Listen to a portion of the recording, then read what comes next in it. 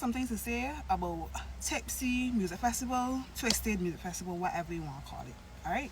So Twisted is always held the weekend before my birthday or on my birthday, however it falls.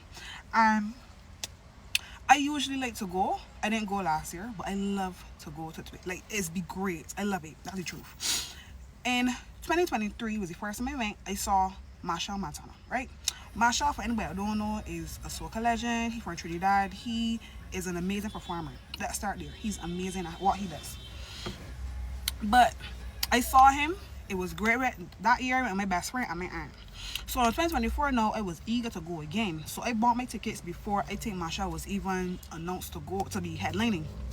So when I see that he was headlining, I was like, my best friend said he ain't going. My aunt was like, she had done baby tickets, so we was like, alright, we gonna go. But we weren't pleased that we were seeing him again. But anyway, we still had a good time. And when he started to perform, it was the same thing. Same dancers, same choreography, same medley of songs. It was the same thing. And I remember it was the same choreography because Nandi performed with him both years, and I was watching her majority of the time because I like how she dances and she performed very well. And I remember there were certain things that she was doing that was the same thing.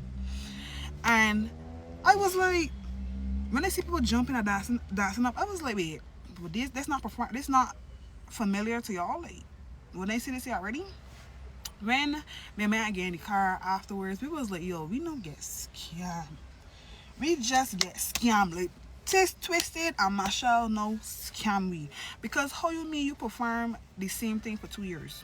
Same everything. Nothing changed, you know. Nothing changed. Anyway, so 2025 now, something that they also did in 2024 that I did not appreciate was that they had 7 men perform together on the same stage for the same time. And I really did not appreciate it. They had leadpipeandsaddis, Mole, Chief Dane, Jordan English, Bruce the Almighty, and Just Jay was the DJ. So 7 of them I can remember perform all together. Like, it was like the promoters get them 2 microphones and tell them run about for 15 minutes. Literally, it was like I think only had 2 or 3 microphones, and them had to and then share. And don't get me wrong, the crowd was hype as hell. Like, the crowd had a blast, but it was something about that really just.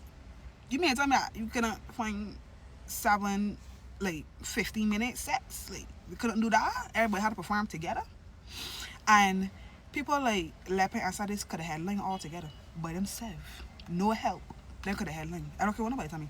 Them men was having hits from the time I was in primary school. Them had the whole of Barbados and the whole Saints, Power Game, Murder Days. Them have consistent hits. If they don't give you 1 hit a year, they give you 2.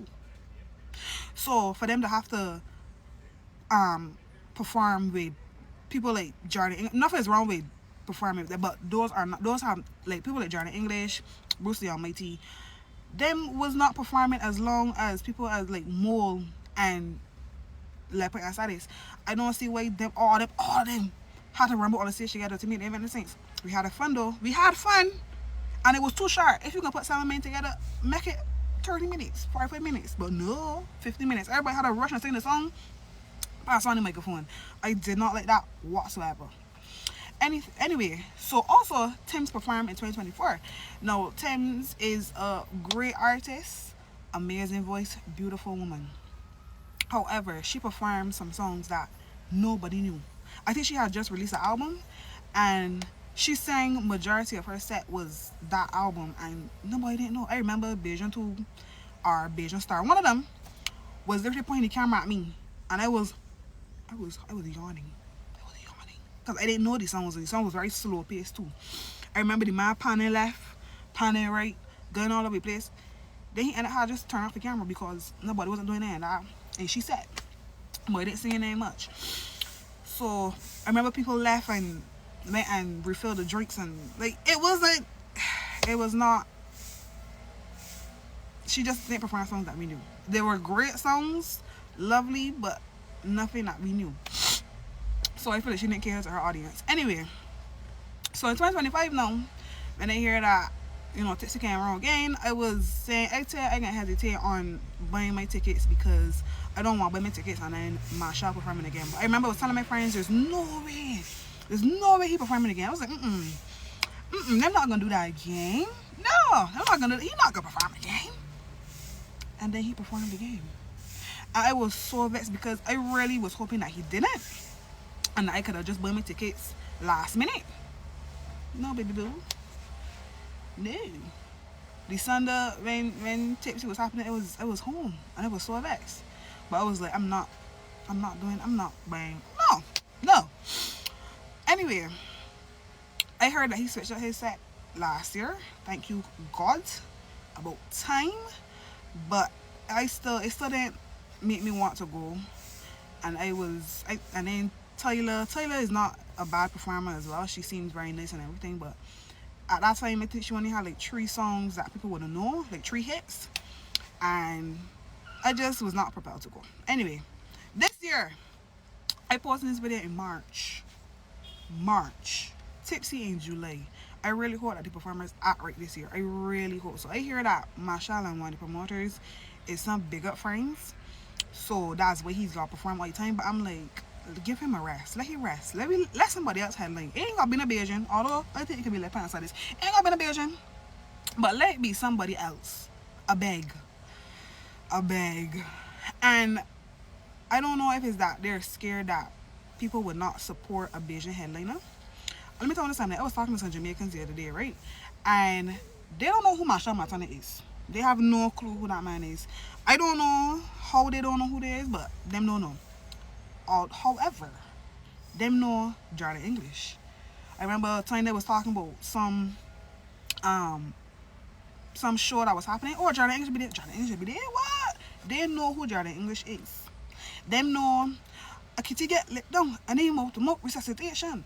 Them know that made out so you window. That made out so you do. Them know these songs and they know these people and they're beginning to know these people.